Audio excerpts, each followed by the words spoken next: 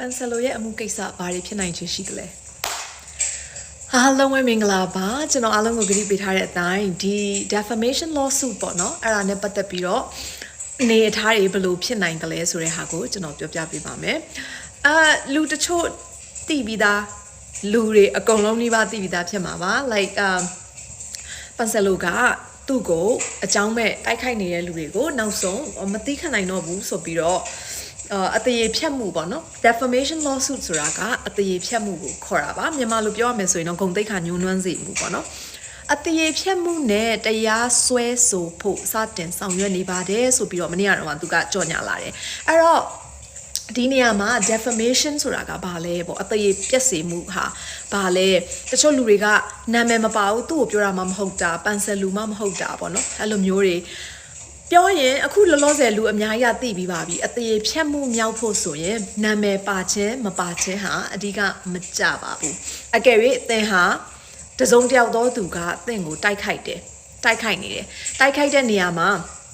ကျွန်တော်ကိုတိုက်ခိုက်တယ်ဒါနီရှားကလို့မပြောဘဲနဲ့သူတို့ပြောချင်တဲ့အတိုင်းဥမာဟိုအမေရိကကလမပေါ့အဲလေသူတို့ပြောလိုက်တာ ਨੇ သိရမလားဟိုတယောက်ပေါ့အဲ့တယောက်ပေါ့သိရမလားဒီလိုမျိုးလူသိရများပြီးတော့မှဟိုဟာလောက်တယ်ဒီဟာလောက်တယ်ဆိုအဲ့ထဲမှာကျွန်တော်ရဲ့မိတ်ဆွေတွေကဟာဒါတော့ဖြစ်နီရှာကိုပြောနေတာပဲအဲ့လိုမျိုးသိကြတယ်ဆိုလို့ရှိရင်ဒါဟာအတရေဖြတ်မှုမြောက်ပါတယ်အဲ့တော့ထိုသူဟာနာမည်ပြောသည်ဖြစ်စေပါသည်ဖြစ်စေမပါသည်ဖြစ်စေနားထောင်တဲ့လူတွေဟာဒါကတော့ဖြစ်သူ့ကိုပြောနေတာပါလားလို့သိပြီဆိုတာ ਨੇ အတရေဖြတ်မှုမြောက်ပါတယ်ဥပမာပန်ဆယ်လိုကိုပြောကြတဲ့သူတွေဆိုလို့ရှိရင်လေကျွန်တော်ရဲ့ post out တွေမှာလဲတခိုးမဆိုပြီးလာပြီးအတင်းလေတခိုးမအောင်အားပေးတဲ့နေရဆိုပြီးလာလုံနေရမလားအဲ့ဒီမှာအဲ့ဒါဆိုလို့ရှိရင်ကျင်းသေးပေါက်အတရေဖြတ်မှုမြောက်တာပေါ့နော်ဘာလဲဆိုသူတို့ကဘသူ့ကိုပြောနေတယ်လဲဆိုတာကျွန်တော်တို့အားလုံးကသိကြတာ哦โอเคအဲ့တော့အတရေဖြတ်မှုမြောက်ခြင်းမမြောက်ခြင်းဆိုတဲ့ကိစ္စတွေကတော်တော်သိပြီးသားဖြစ်ပါပြီအဲ့တော့အတရေဖြတ်မှုဆိုတဲ့ process ကဘယ်လိုသွားလဲဆိုတာကိုပြောပြရအောင်အဲ့ဒါကပိုစိတ်ဝင်စားဖို့ကောင်းတယ်အဲ့ဒီမှာအဲ့တော့ကိုကအတရေဖြတ်မှုမြောက်တယ်ဆိုတာကိုကသိနေပြီကိုကိုပြောတယ်အဲ့တော့ငါကတော့တိုင်တော့မယ်ပေါ့နော်အဲ့ဒါဆိုလို့ရှိရင်အစီအစဉ်ကဘယ်လိုသွားလဲဆိုနံပါတ်1မှာကိုဟာဒီရဲ့evidence တွေပေါ့နော်မြန်မာလိုဘယ်လိုပြောရလဲ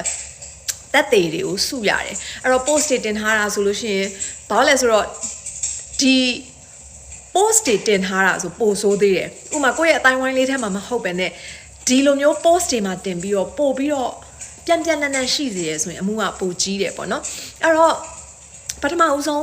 evidence တွေစုရတယ်နံပါတ်1အနေနဲ့ကဒီသက်ဆိုင်ရာရှေ့နေစီကိုတွားရတယ်ရှေ့နေကိုပြရတယ်ရှင်းပြရတယ်အကူအညီတောင်းရတယ် consultation လုပ်တယ်လို့ခေါ်တာပေါ့နော်ဒီမှာကျတော့ရှေ့နေကထိုင်ပြီးတော့အကြံဉာဏ်ပေးတယ်အဲ့တော့ဟုတ်ပြီအခုပန်ဆယ်လိုရဲ့အခြေအနေကသူဟာရှေ့နေနဲ့တွားပြီးပြီဒီ payment ကိုလည်းပေးလိုက်ပြီအလုပ်အပ်လိုက်ပြီလို့အဓိပ္ပာယ်ရတာပေါ့နော်အလုပ်အပ်လိုက်ပြီဆိုရင်သူ့ရဲ့နောက်တစ်ဆင့်ကဘာဖြစ်မလဲသူ့ရဲ့နောက်တစ်ဆင့်ကဘာဖြစ်မလဲဆိုတော့ရှေ့နေဟာသက်ဆိုင်သူ2ဦးစီကိုအခုသူတရားစွဲဆိုမယ်လို့လုပ်ထားတဲ့လူ2ဦးစီကိုဒီကိစ္စတွေရက်တန်းကရက်ဖို့တင်ထားပြီးသားရှိနေတဲ့ဟာတွေကိုလည်းဖြတ်ပလိုက်ဖို့နောက်ပြီးရင်လူသိရှင်ကြားတရားဝင်တောင်းပန်ဖို့ဆိုရက်စာပို့လိုက်မယ် disis letter လို့ခေါ်ရကွယ်အဲ့ဒီစာကိုပို့လိုက်မယ်အဲ့တော့ဟိုဘက်ကလူတွေကအဲ့တော့ဟိုဘက်ကတရားခံတွေကဥမာတရားစွဲရမလို့တရားခံနဲ့ပြောမယ်နော်တရားခံတွေကကိုပါထားတဲ့ချီပြန်စားပြီးတော့ပန်ဆယ်လိုကိုတောင်းပန်ချင်ရင်တောင်းပန်မတောင်းပန်နိုင်ဘူးဟေ့ငါတို့ကတော့မတောင်းပန်ဘူးငါတို့ရဲ့ဂုဏ်သိက္ခာကအရေးကြီးတယ်ဆိုလို့ရှိရင်တော့ဟာနောက်တစ်ဆင့်တက်ရပြီဒါဆိုလို့ရှိရင် lawsuit ကိုသွားပြီပေါ့နော်အကယ်၍သူတို့ lawsuit ကိုမသွားချင်ဆိုရင်တော့တောင်းပန်ပါတယ်မကြီးရဲ့ကျွန်တော်တို့အမိုက်မဲလေးမှုလို့ခွင့်လွှတ်လိုက်ပါနောက်လည်းမလုပ်တော့ပါဘူးအခုလုပ်ထားဘူးသမျှကိုလည်းအပြစ်မိုက်မဲမှုလို့သဘောထားပြီးတော့တောင်းပန်ပါတယ်လို့ပြောပြီးတော့ကြေးလိုက်မယ်ဆိုလို့ရှိရင်အဲ့ဒီမှာ lawsuit မသွားရဘူးပေါ့နော်အဲ့တော့ပြီးသွားမယ်အဲ့ဒါကိုမှမဟုတ်ဘဲနဲ့မတောင်းပန်နိုင်ဘူးဟေ့ပေါ့သူတို့ပြောတာလေသူတို့ကိုသူတို့ငါတို့ကတော့ငါတို့ပြောတဲ့ဟာကိုတာဝန်ယူပြီးပြောတာပါဆိုလို့ရှိရင်တော့ lawsuit ကိုသွားမယ် lawsuit သွားတဲ့အချိန်မှာ lawsuit ကလာဘယ်လောက်ထိကြာနိုင်လဲဆိုတော့6လလောက်ကနေ3-4-5လ6လလောက်ကနေ2နှစ်လောက်ထိကြာနိုင်တယ် lawsuit ကိုသွားပြီးဆိုလို့ရှိရင်တော့ဒီဟာကခုံရုံးရောက်မယ်ပေါ့နော်ခုံရုံးခေါ်လာတရားရုံးကိုရောက်မယ် ဘသူတွေကဒီတရားကိစ္စကိုဒါဟာဟုတ်တယ်လဲမဟုတ်ဘူးလဲဖြစ်နိုင်လဲမဖြစ်နိုင်ဘူးလဲဂုံတည်ဖြတ်မှုမြောက်သလားဆိုတာကိုတရားသူကြီးနဲ့ jury တွေနဲ့ဒီနိုင်ငံမှာဘာမဆိုကိုမမှန်ကန်ကန်ဆုံးဖြတ်ပေးမဲ့ကိုနဲ့လုံးဝမသိရဲ့လူအဖွဲ့အစည်းကိုဖွဲ့စည်းပြီးမှထိုင်ခိုင်းတာ哦အဲ့တော့ jury တွေအများကြီးထိုင်ပြီးတော့ဒါကိုသေချာကြားနာ evidence တွေကြည့်ပြီးမှအထောက်ထားတွေကြည့်ပြီးမှအမှုမြောက်ကြောင်းမမြောက်ကြောင်းဆုံးဖြတ်လိုက်မယ်အမှုမြောက်တယ်မမြောက်တယ်ဆိုတဲ့နေရာမှာဘယ်လောက်ထိပြင်းထန်တဲ့အမှုဖြစ်တယ်လဲဆိုတာသူ့ရဲ့ဂုဏ်သိက္ခာဘယ်လိုကျဆင်းသွားတယ်လဲဂုဏ်သိက္ခာတွေကျရတယ်ကိုယ့်ရဲ့အဆက်ကွဲတယ်เนาะကိုယ့်ရဲ့အတိုင်းဝိုင်းကြားထဲမှာကိုတချို့တွေကမယုံတော့ဘူးသူတို့ပြောတဲ့စကားတွေကိုတို့လောထင်စေတယ်အစတုန်းကတော့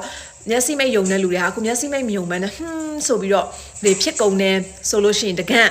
အဲ့ထက်ပိုဆိုးတာကကိုယ့်ရဲ့စီးပွားရေးတွေပါထိခိုက်တယ်ကိုနဲ့အစားတော့အလုံးလုံးမယ်ဆိုစဉ်းစားထားတဲ့လူတွေကအလုံးမလုံးတော့ဘူးသူ့တော့ဖြစ်မယုံတော့ဘူးဆိုပြီးတော့ဖျက်လိုက်တယ်ကိုယ့်ရဲ့ဂုဏ်သိက္ခာကြောင့်သူ့တော့ငါကတော့မယုံတော့ဘူးဒီသတင်းတွေကြားနေတယ်ဟုတ်လားမသိဘူးမဟုတ်လားမသိဘူးဆိုပြီးကိုယ့်ရဲ့စီးပွားတွေပါပြတ်သွားတယ်ဆိုရင်တော့အမှုကပိုနေသွားပြီအဲ့တော့ဒီအမှုမှာအဲ့ဒါဆိုလို့ရှိရင်ဘယ်လိုမျိုးပုံစံဖြစ်လေးရှိသလဲဆိုတော့ထောင်ဒဏ်မှာပေးလို့ရတယ်ထောင်ဒဏ်လည်းပေးလို့ရတယ်ငွေဒဏ်လည်းပေးလို့ရတယ်အဲ့တော့တကယ်အများအားဖြင့် defamation lawsuit တွေဟာဘယ်လိုဖြစ်သလဲဆိုတော့settlement လုပ်လိုက်တာများတယ်settlement လုပ်တယ်ဆိုတာကတရားရုံးအထိမရောက်ဘူးပေါ့နော် trial မယူဘဲနဲ့အပြဒီတရားဒီရှေ့နေတွေနဲ့ညှိနေတဲ့စကားမှာပဲကဲ settlement ဆိုတာလေအမိန်မချခင်ပေါ့နော်အမိန်မချခင်ဒါကတော့ဘသူကတော့မားနိုင်ချေရှိရနေကတော့ရှုံးဖို့ရှိရနေကတော့နိုင်ဖို့ရှိရဆိုလို့ရှိရင်ကိုယ့်ရဲ့ lawyer အချင်းချင်းကနေပွင့်လင်းပြောပါတယ်ဒီအမှုကတော့ပြရှုံးနိုင်ချေရှိရအဲ့တော့ settle ပဲလုပ်လိုက်ကြစို့ဆိုပြီးပြောတယ်အကယ်၍ settle မလုပ်ဘူးဆိုလို့ရှိရင်ခုနကပြောတယ်ရိုးတာမှန်လူပေါ့နော်ရိုးတာမှန်လူpersonal level နဲ့ပေါ့ဥမာ Trump ဆိုရင်ခဏ corporation တွေကိုတရားစွဲနေရလေအဲ့ဒါဆိုရင်တော့သူ့ရဲ့ settlement က million 400တွေပါဖြစ်တာ哦အခုရိုးတာမှန်လူသားပေါ့နော်ဒီတာမန်လူအနေနဲ့ဆိုလို့ရှိရင်ပထမအဆင့်အဆက်ကွဲတယ်လို့ခံစားရတဲ့အဆင့်မှာ settlement ဟာ$9000ကနေပြီး3သိန်းထိတောင်းလို့ရတယ်ဒါမှမဟုတ်ပဲကျွန်တော်ခုနကပြောသလိုသူလုံးလို့ကိုကတော့စီးပွားတွေပါပြတ်တယ်ကိုကစီးပွားလုံးမဲ့လူတွေငကွင်းကစီးပွားလုပ်ဖို့ပြောထားတဲ့စကားတွေပြတ်ကုန်တယ်အဲ့စီးပွားလောက်ကွက်တွေဆုံးရှုံးရပါတယ်ဆိုရင်ငွေ1000ကနေပြီး9သိန်းအထိတောင်းလို့ရတယ်စက်တော့9သိန်းအထိပြည့်တန်ချမှတ်နိုင်တယ်ဒါမှမဟုတ်ပဲနဲ့ပြောဆိုတဲ့လူဟာဒီဟာကိစ္စဟာမမှန်ဘူးဆိုတာသိကြီးနဲ့သူတို့လက်ထဲမှာဘာတက်သေးမှလည်းမရှိပါပဲနဲ့သူတို့ပြောနေတဲ့တခိုးမအိမ်ဘလို့ဝယ်နိုင်တာလဲအိမ်ဝယ်နိုင်တာမပြောနဲ့ခိုးထားရင်ခိုးတယ်ဆိုတဲ့တက်သေးပြငွေစရင်လွဲတာပြအဲ့ဒါမပြနိုင်ရင်တမင်တကာလောက်ကြံပြောမှုဆိုတဲ့အမှုကိုရောက်ပြီးအဲ့ဒီအမှုအတွက်ဆိုလို့ရှိရင်ဒေါ်လာတန်းချီတောင်းလို့ရပါတယ်เนาะအဲ့တော့ဒေါ်လာတန်းချီ compensation တောင်းလို့ရတယ်အဲ့တော့ဒီခုနကပြောတဲ့အများအားဖြင့်အမှုတွေမှာဆိုလို့ရှိရင်ကျွန်တော်တို့က settlement နဲ့ပဲပြီးသွားလေးရှိတယ်ဘာလဲဆိုတော့တရားရုံးအမေရိကမှာတရားရုံးတက်ရတယ်ဆိုတော့အရန်ပတ်စံကုန်တယ်အဲ့တော့နှစ်လောက်ကြာမယ်ဆိုနှစ်လောက်ကြီးပတ်စံတွေတောက်လျှောက်ကုန်နေမှာအဲ့တော့ဘသူကပတ်စံဆက်တောက်လျှောက်ပေးနိုင်မလဲဆိုတဲ့ဟာအင်မတန်အရေးကြီးလာပြီပေါ့နော်အဲ့တော့ပွဲကတော့ကြီးကောင်းမဲ့ပွဲပါเนาะဘလို့ပဲဖြစ်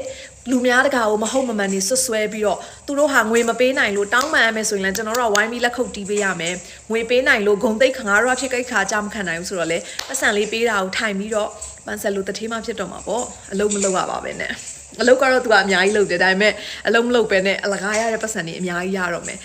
စိတ်ဝင်စားစရာတော့ကောင်းတယ်ကျွန်တော်တို့တူတူကြည့်လိုက်ရအောင်အလို့ရန်ရှုပ်တာခုရုံးကပြက်ချင်းအနှွေးတယ်ဆိုပြီးထိုင်စကားပြောနေတာလူကိုကြံသွားတာလေးပြောပြချင်တာတလားတရားမှာအမှုတွဲလို့ရတယ်ဘယ်သူတွေကိုတွဲလို့ရလဲတလား post တွေကို share တဲ့လူတွေသူ့ကိုစော်ကားတဲ့ post တွေကိုပျော်ရွှင်နဲ့ share ထားတဲ့ public တွေနဲ့ share ထားတဲ့လူတွေလည်းအမှုတွဲလို့ရတယ်ပန်စလို့ညီမလေးသိအောင်ပြောပြလိုက်ပြီနော်